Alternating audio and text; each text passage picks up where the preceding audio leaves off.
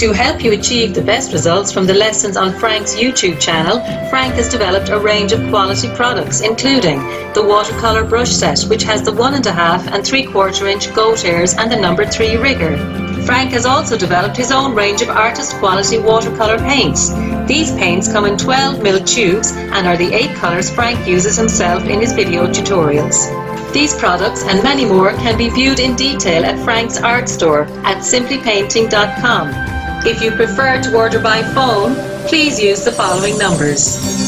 We ship worldwide. Hello, it's Frank again. I've been with you all the way. Imagination is fun when it's free to run. Come on, we paint this a brand new day.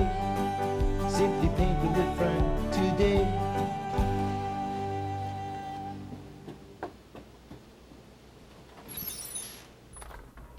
Welcome everyone once again to Simply Painting.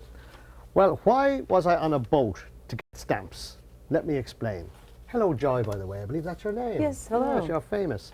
Let me tell you, I'm on an island called Little Cranberry Island. And this is the post office. And Joy here sells more stamps in the mail than any other post office in Maine. Now can you imagine that? I'm going to let her explain why. Why, Joy? Well, I believe it's because no matter where that person is writing for stamps, whether it's Istanbul, Turkey, or the Fiji Islands, or even the West Coast, with every order that I receive, I include a photograph or a postcard that I make of the island, and I write a monthly newsletter too to tell people what it's like living on the island and what are some of the adventures we enjoy here.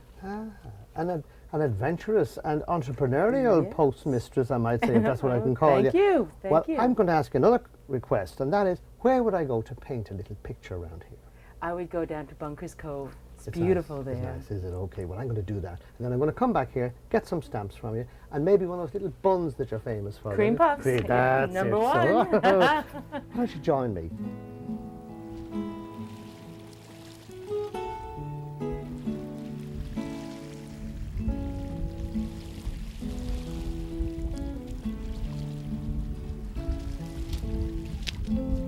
Well, here we are in Bunkers Cove, and it is beautiful, you know.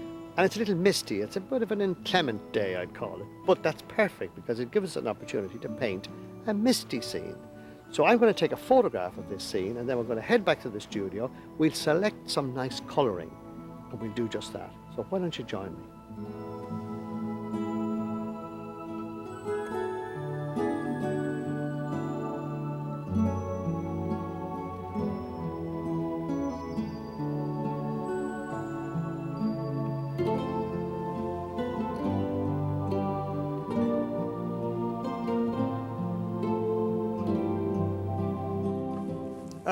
Hello there. I'm just marking where the horizon line is. Equal distance on both sides. Always do that before you start. And then you won't make a mistake of having a crooked horizon line. Yes, anyway, let's get on with that. How about Little Cranberry? Nice little island. If a little inclement, we'd call it in Ireland, yes. But we just made it over here to Maine, and it was lovely, yes. But damp, but gave us an opportunity to paint a nice misty scene. And that's what we're going to do. But before we do, let's run through the materials we're going to need. And they are, first of all, 6 watercolours. And they are alizarin crimson, cobalt blue, raw sienna, burnt umber, light red, and lemon yellow. Now we have 3 brushes. We have the large goat hair, we have the small goat hair, and we have the rigger. We have the cloths to control the water on the brush. We have the water, and we have a tray, which we call our palette, to put our paints out on. And we have a sheet of paper which measures 14 by 10. This time it's longwise, and therefore we're painting in landscape.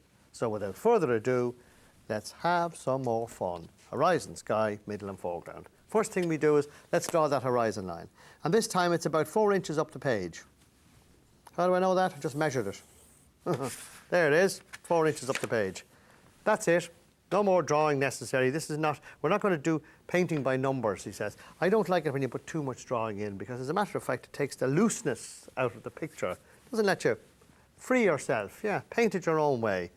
Now, let's get in there and let's start off with the sky. Now this time, it's a misty day, so let's paint a misty sky. First of all, we're going to take some of the red, we're going to mix some of the blue with the red, and then we're going to get a nice purpley colour. Now, that's lovely, but it's a bit vibrant for a misty day. So how do we kind of tone it down a bit, as we say? Wait till you see this. A little bit of the raw sienna in there. Just mix the two together. Pardon me, frog in my throat, as they say. Yes. Look at that. We keep mixing until such times as we get a nice misty colour. And there it is. Take your time with this, because I've said it many times before and I'll say it again. It takes 99% of the time to mix the paint, and it only takes 1% to put it on the page.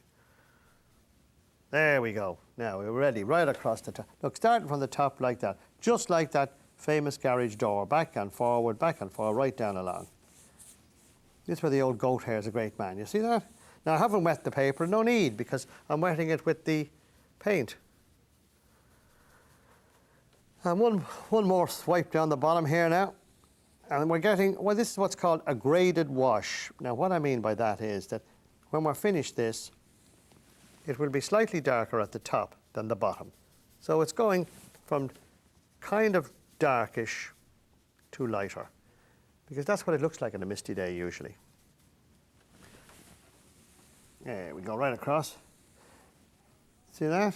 And as we ease up, now there are lines on this page, but I promise you, lions and tigers, they say, yes, that they'll disappear when it starts to all kind of dry in together, I hope. I know it will. And one more little bit there. Oh, we got a little bit of funny colour paint there. I've just put some tiny bit of water on the brush and run it across like that, and that will lighten it. Now I'll have to go back up again and put a bit more of good dark stuff up the top there. Don't be afraid. You can do this all day as long as the paint is wet. But once you take the brush off and stop doing it, you've got 2 minutes then. Do you understand that? So once you stop applying wet paint on one area, it'll dry. Now, there we go. I think that's about it now. Now we let that just soak in, as they say. And we go down here and do the water. It's a lovely area. What a character that Joy is. You know, she actually, that's true about, she sells more stamps than any other post office in the whole of Maine. Now, the state of Maine is pretty big. And when I came here, the first place I hit when I went to America was Maine. And she'll send you a kind of stamped envelope, and you reply, and she replies to you, and she sends you little notes about how things are going. And I'm just filling in this is the water now. Oh look, I've got a nice kind of stripe there. That happened kind of by mistake, so I'm going to leave it there. Yeah, dry it now.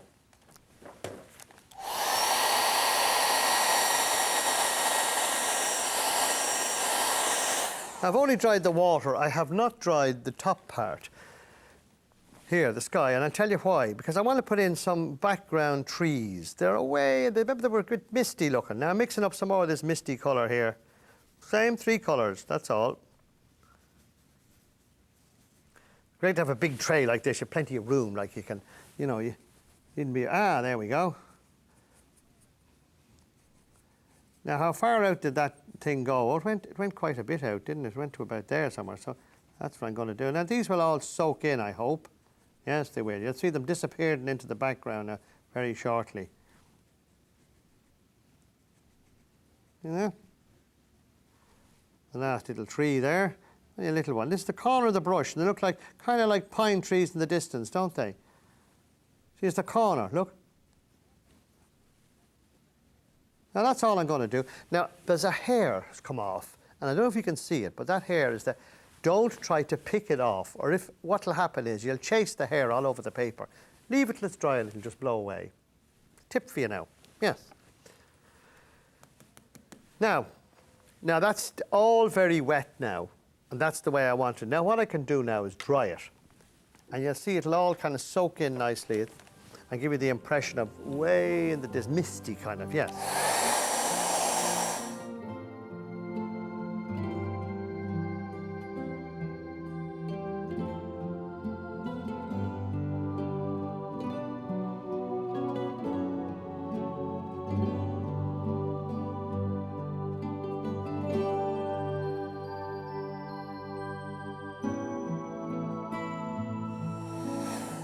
There you go. Now that should come away. Look, there it is. Look, there's me hair. Look at it. Blow it away and it's gone. Because the brush does shed a little bit, but don't worry about it. Now we can go on top of that and create a slightly different colour. So how would we do that now? We're going to slowly change now. We're going to take some of the light red. There it is there, job finding it. Raw sienna and a bit of the blue. Now that'll give us a kind of a reddier colour. As well as that, of course, as we're going on top of this, it'll be thicker. Look at that now. And you can go up a little bit, see? Always work your way up the page, you see the way? And lo and behold, those little fir trees, some of them show from behind and they look as if they're further away. So don't cover up the background completely. Leave an odd bit here and there, see? And then we go right down like that. Well, we got to come down, down, down.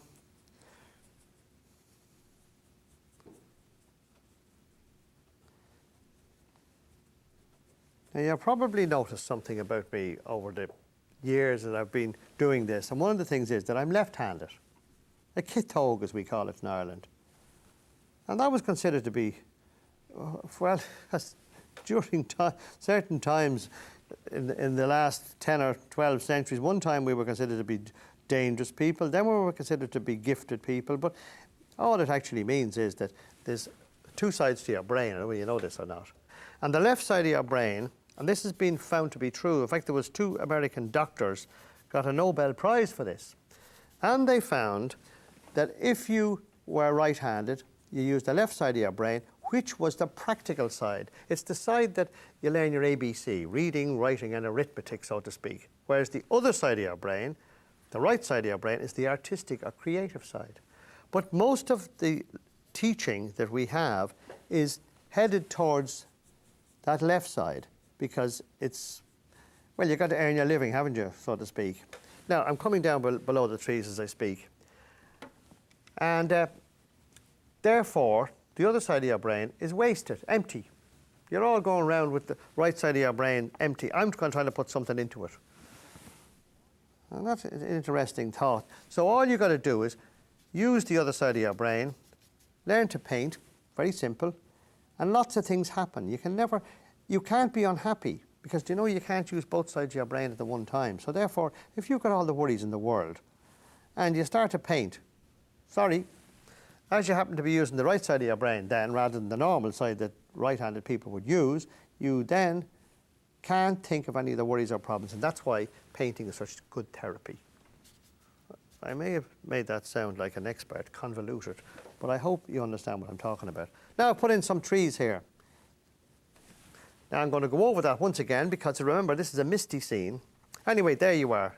Off you go and paint, and you'll fill up the right side of your brain. And it's dead easy. There we go. Look, I'm just over covering, so it looks like there's kind of 3 or 4 layers of trees. Do you see that? And the little pine trees. You want to go up there a little bit high. There we go. Enough of that done now. Let's now start down here. And I think we start with the little brush now for a while. We've come down this. There was a kind of a bank. Do you remember it went off out there, out to the sea? Yeah. There's a little pinnacle, if you like, of land sticking in there. We're just going to put a little bit of... That's burnt umber with the baby goat hair brush, just to give it a bit of life. And then we got to come round here, right around. So let's take some of the raw sienna, which is the mustard colour, and the large brush, and we'll have a kind of a swipe. Now, obviously, that's pretty light, but that's fine. We build on this, see? Now, I think it went a bit that way, didn't it? Yes, it did.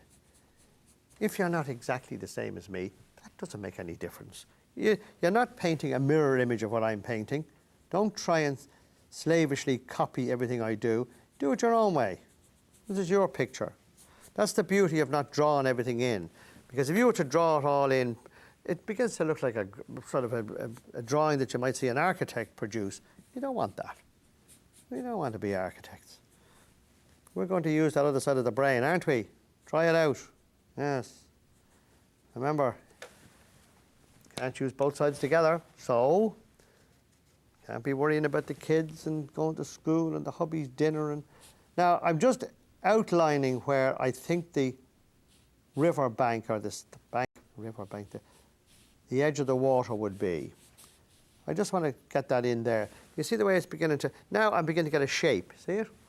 Now, of course, here as well, this would be dark because there was reflections in the water. And now we go back to the small brush and make up just some more of the colour that we made for the trees and for the sky. And then look, it's downward strokes like that.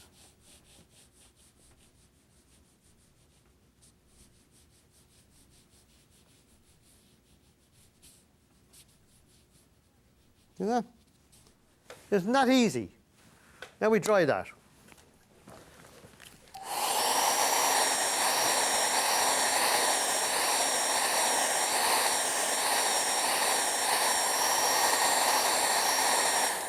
You see we're getting a nice reflection in the water. Now obviously there is too light, so we have to start darkening that.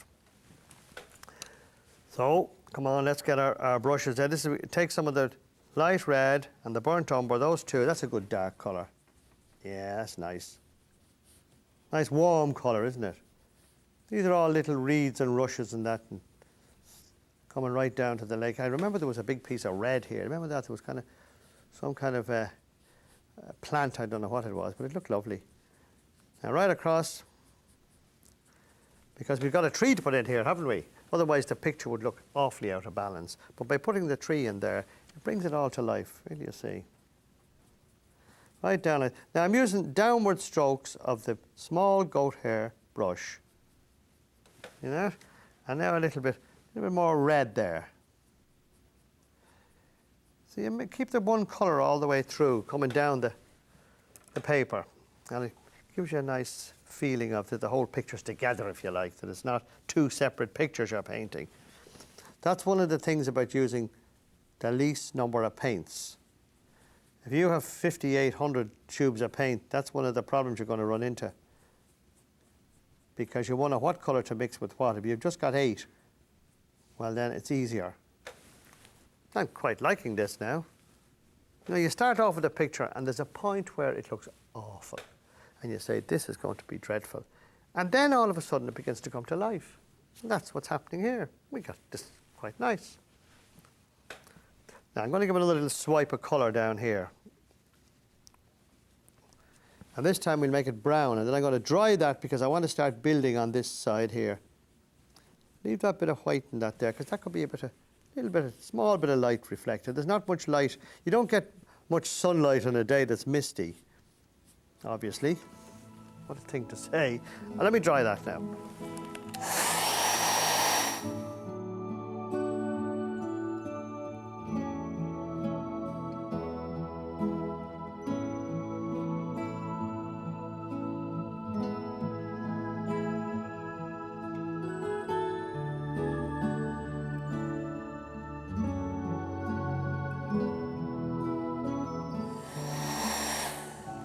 There you go.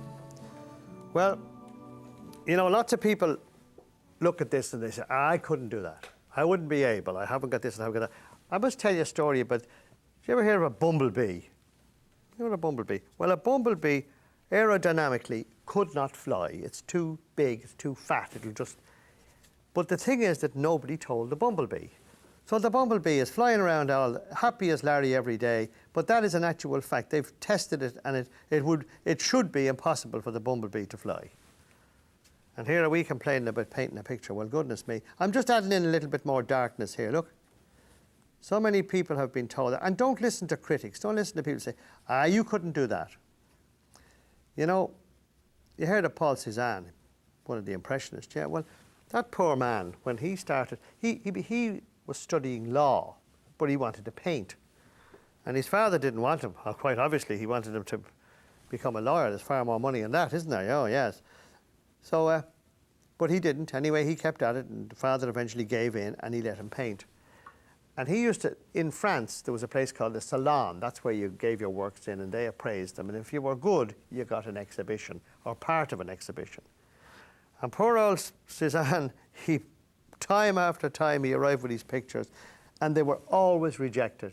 He never got in. Nobody had, oh, he's terrible, he's this and he's that. He is now revered as one of the greatest artists of the modern era, which would have started in the late 1800s. And yet, when the poor man was alive, nobody would have anything to do with him. Similar to Van Gogh. So don't be too worried about criticism. If you want to paint, do it and enjoy it and love it. And it doesn't matter. This is for you, for nobody else. You don't have to show it to anybody. I would hope you would, and I'd hope you'd sell them. But you don't have to. Right. Just thought I'd mention that to you, because so many people say to me, oh, I'd love to paint, Frank, but you know, I'm no good. No good, honestly. Now, here goes this tree. Now, it was slightly out of the picture, if you remember, when we were painting it here, or when we were actually shooting it. It was slightly out, but I'd like to put it into the picture. So therefore, the old story of the paintbrush being stronger than the bulldozer, put it where you like. It'll still be recognised. And I'm leaning it into the picture slightly as well, which is not a bad idea. It's not a good idea to have your picture leaning out of the picture, because it casts the people's eyes. When they look at the picture, they kind of look this way. You want them to look this way, into the centre, and then maybe down to where the price is. Yes. But it comes second. Get them looking at the picture first. I think I've told you before, the great impression is what they used to do is put something weird in it. A spot of red is a good one. Oh, yes. Red is a great colour. The eye is caught by red, you see. And while everybody else is painting all the other colours, you put this big spot. Take a carrot, person, yeah. Stick a person with a red coat on them in the middle of your picture and you're away in a hack. Everybody will look at it. Oh, what a nice picture. And that nice figure in the middle of it. Now I'm actually building a kind of a skeleton of a tree. This is with the rigger and burnt umber only. Now I needn't be too particular because I'm going to cover this tree up with leaves and things. But you do want to give the impression that, there we go, it's coming down to the lake or something. It's not a lake, this is the sea, by the way, and I keep calling it the lake. It's a sea. It's the sea, yes. Of course it is, in Maine. It's where all the rich people used to, wonderful homes along the side, on the seafront properties, as they call them, all the Fords and all these people. Oh, yes. Now, there's me skeleton done. What am I going to do next? I'm going to start down here. I'll save the leaves till last, as they say. The best wine till last.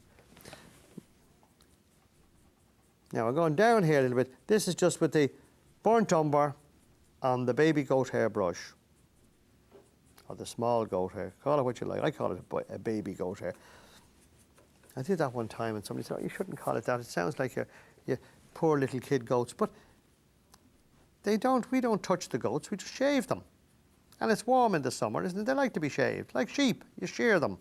Make brushes out of them. Goodness me. He was out the other night with a friend of mine, George, here. He does the sound. And we went to a Chinese restaurant. I thought it was quite funny. And the waiter came down and I said, well, what's the special to this evening? And he said, chicken ding. I said, chicken ding? What's chicken ding? He said, chicken cooked in microwave. Yes, so there you are. Now you know what the specialty is. Very nice lad, George. He's getting married. He's just got engaged recently. Lovely girl. Now, there we go. Now we got to look at putting on some leaves on this thing. So it's back now to the big brush again. Dip it in, give it a good swish around. Now I want this brush, I'm going to clean it off. That's what I'm at when I dip it in the water like that. Dip it in there. Now give it a good dry. And now imagine stippling. Do you know what stippling is? Let me show you. I'm going to put most of the paint on the tip of the brush. And I'm taking some yellow and some red, which will give me an orangey colour, and a little bit of the raw sienna. Put the three of those on the point of the brush. And if I can show you that brush now, you'll see that it is loaded with paint, but only the very tip of it. You got it? Okay, off we go now. Be brave. Don't be afraid of it, he says. You know, it's amazing. When I ask people to do this, they're terrified. Don't be afraid. Once you get that first, it's like diving into the water, isn't it? When you dive in first, oh, you're frozen. But once you get going, you're great. How's that? Are we not Now, I promised you a little bit of red in the centre of this here, and there I'm going to put it. Remember that kind of red? And then I'm going to turn around and get my brush out, put a little bird, because we always have to have the old bird, Joe the bird, there he is up in the corner. And then get the pen, and look, I've left a perfect spot for signing it here. Isn't that handy? And then my last little action is to take my mount, which is my little piece of cardboard, which you can buy in any store, any art store, stick it on the picture like that, and then say to you, from Frank Clarke, as we say in Ireland, Slán Leat, which means goodbye, and for goodness sake, try this out. You'll have great fun with it.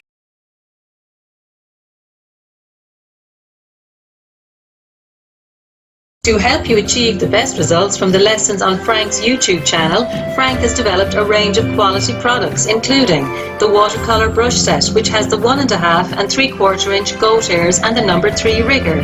Frank has also developed his own range of artist quality watercolour paints. These paints come in 12mm tubes and are the 8 colours Frank uses himself in his video tutorials. These products and many more can be viewed in detail at Frank's art store at simplypainting.com. If you prefer to order by phone, please use the following numbers. We ship worldwide.